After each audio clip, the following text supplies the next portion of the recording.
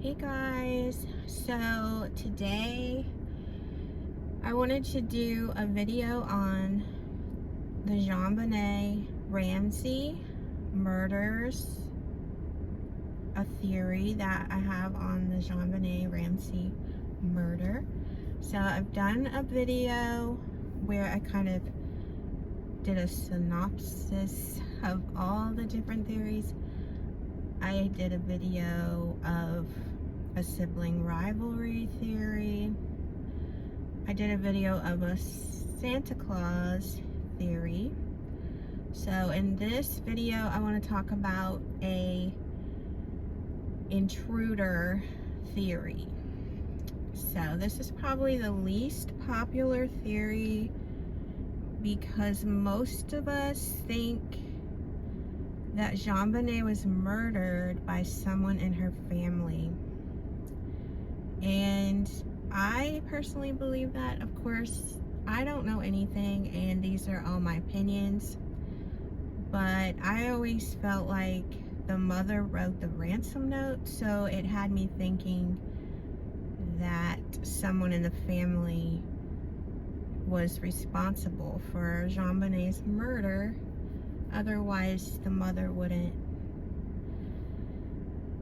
write the ransom note. So, in this theory though, I'm going to try to throw all that out the window and imagine an intruder theory because, you know, we all don't know really what happened, and there have been cases where I just knew the parents had something to do with it, and they ended up not having anything to do with it. So we could be wrong. We don't have all the evidence, and so it's important to be open-minded because in the University of Idaho murders, I pretty much thought the ex-boyfriend was guilty, and I went ahead and did a random stalker theory video anyway, and then the next day they arrested Brian Kohlberger, and we haven't been able to figure out how he ties into the victims, so it kind of goes with the random stalker theory that I was for sure had nothing to do with it. So in Jonbenet Ramsey's case, we do have a lot of ways that an intruder could be, you know, the murderer.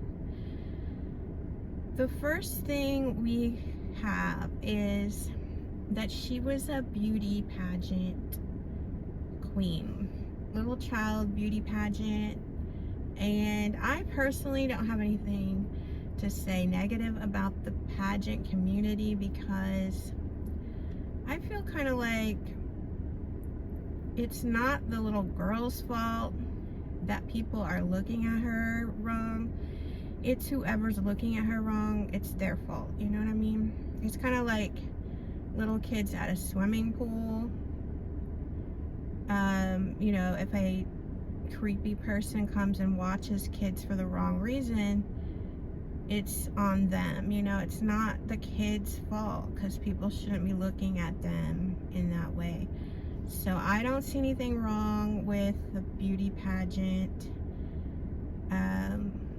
I know a lot of people had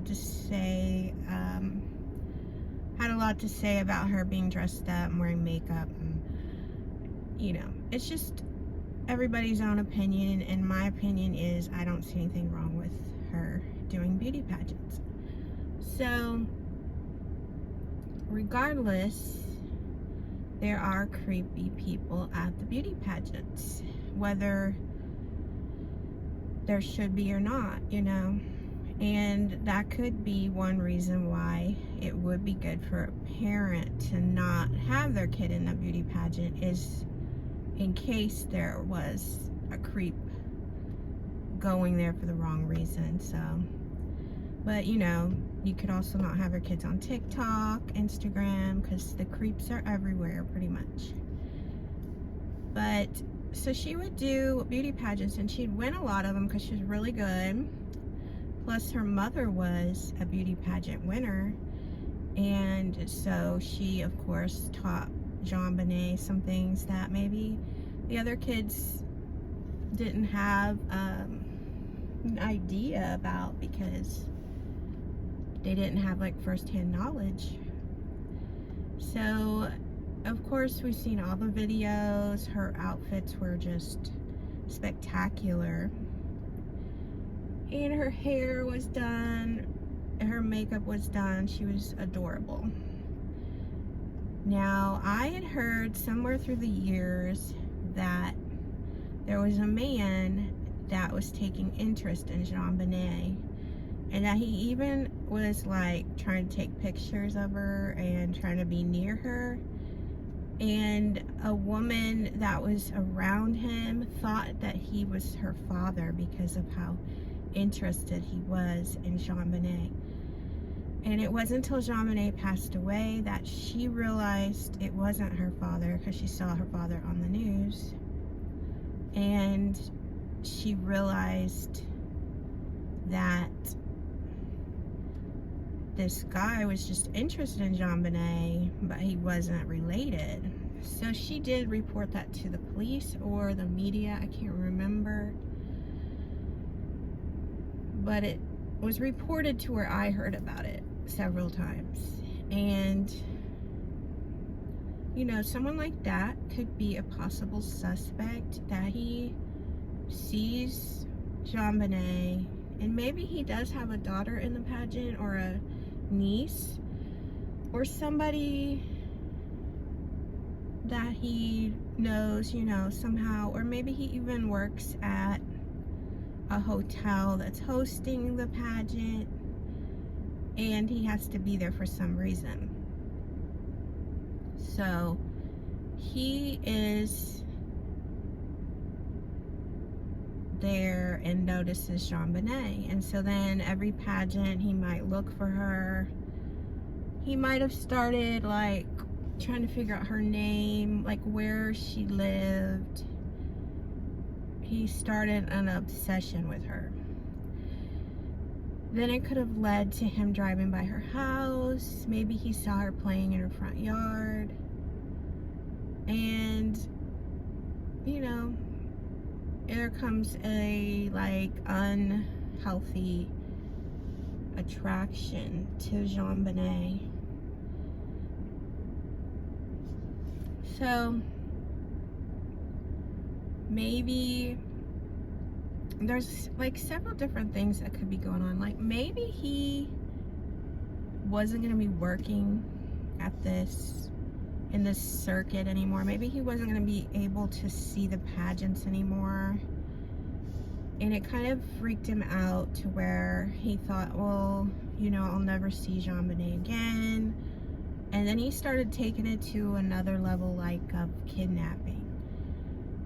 And so the night that it all went down was Christmas Eve, and they had went out that night. Now I heard, and sometimes I don't even remember where I hear these things, because this case is really old, and a lot of the things I hear, I just can't remember anymore where I heard it. But there's pictures of the house, of the inside of the house, like crime scene pictures. And there's one of a spare bedroom, and the bottom bed skirt is sticking out as if someone was under the bed and scooted out of the bed. So the bed skirt kind of was on top of them while they were scooting out, and then it was left in that position. So he could have snuck in the house through that window in the basement and hid under the bed, waiting for the family to come home and waiting for the right time. So he could probably barely hear when they were first home, but then when they went upstairs, he started hearing more. He heard the bedtime and all that going on. And maybe it was just like luck that they went downstairs, because I don't feel she was taken from her bed, because I feel like she would have screamed and the parents would have heard. But he possibly could have put his hand over her mouth and taken her from her bed. You know, that's possible. And then he might have explored the house before they came home, and he knew to take her down to the basement. Okay, so the other thing I heard was that Jonbenet was actually, like, some of her hair or her DNA or her, like, fabric from her pajamas was found in that suitcase that is under the window that people think that he used to step up and get out of the house. So originally he might have thought he was going to kidnap her. Maybe she was fighting him, so he strangled her, and then he wanted to take her with him. Because what have we learned from these serial killers like Ted Bundy, Jeffrey Dahmer? They will keep a victim whether they're dead or alive, keeping them in the freezer. Like, it's really creepy, because you think, oh, why would he want to keep her if she was passed away? You know, they are crazy like that. So he might have strangled her, hit her on the head, because she did get hit on the head first, is what they said. Hit her on the head, strangled her, and then put her in that suitcase, thinking he's gonna take her with him, because he knows that he can't be walking around with a girl in the winter when it's snowing. But she didn't fit, and the suitcase wouldn't close. So I don't feel there was DNA on her body, like anything substantial, so I really don't think he did anything to her. Otherwise, I do think we would have had this case solved by now. I think it was the residual DNA, like they said, from the person who packaged her underwear in, like, Guatemala or someplace. So, you know, obviously this guy's new at all this. And he realizes he can't, like, really get her out of the house now that she's passed away, and he's kind of freaking out, and he just leaves her down there and just goes back to his life, which could be a very normal life. And he might not have ever done anything like this before, and has never done anything since. So if this is the case, that this is the intruder, for some reason I feel he was like 40 when it happened, and that now he would be, you know, like in his 70s. So I don't think they'll find him because he didn't leave enough DNA at the scene. I think they would only find him if he confessed to his family or somebody that he knows. So then Jonbenet's mother wakes up, and she sees, or, you know, they look all over. They finally find Jonbenet. Since the family is all about appearances, they somehow feel the need to make this like a ransom thing, you know. And maybe she's even missing, like, who knows? Maybe they haven't found her body yet, and they feel the need already to cover it up. to make it seem like a ransom. And the mother spends all night writing that letter. And then, of course, the next day, they call the police. The friends come over. Everybody's all over the house. And maybe the dad really did just find her right when he found her in the morning. Or maybe he knew she was there from the night before. That's the only part, to me, I can never like place in an intruder theory, is why she would write the ransom note. Because I doubt an intruder would write the ransom note with their paper and pen like he had all day.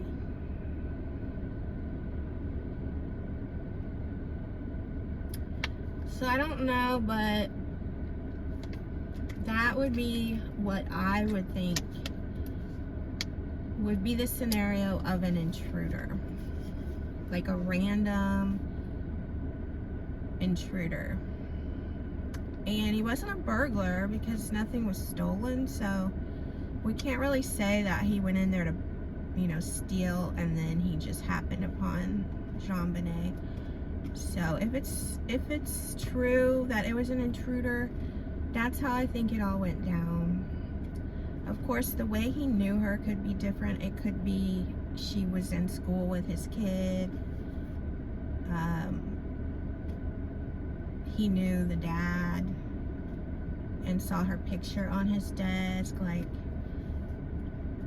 it could be any number of things that he knew about her, like how he came to know about her.